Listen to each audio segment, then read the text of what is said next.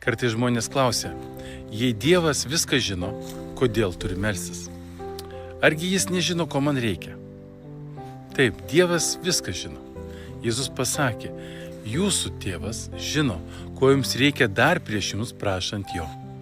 Mato 6:8.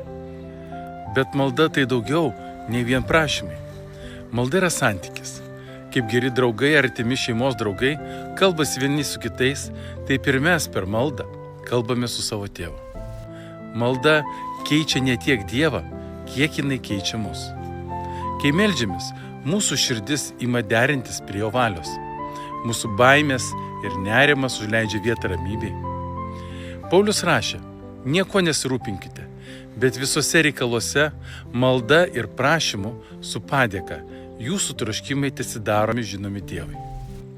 Ir Dievo ramybė, pranokstanti visokį supratimą, saugos jūsų širdis ir mintis Kristuje Jėzuje. Štai kodėl malda yra tokia galinga. Jie atveria kelią Dievo ramybei, kuris saugo mūsų vidų, net kai aplinkybės nesikeičia. Malda taip pat yra paklusnumo žingsnis. Jėzus ragino, prašykite ir jums bus duota, ieškokite ir rasite, belskite ir bus jums atidaryta. Jis kviečia mus melstis ne todėl, kad jis nežino mūsų poreikių, bet todėl, kad nori, jog mes pasitikėtume juo.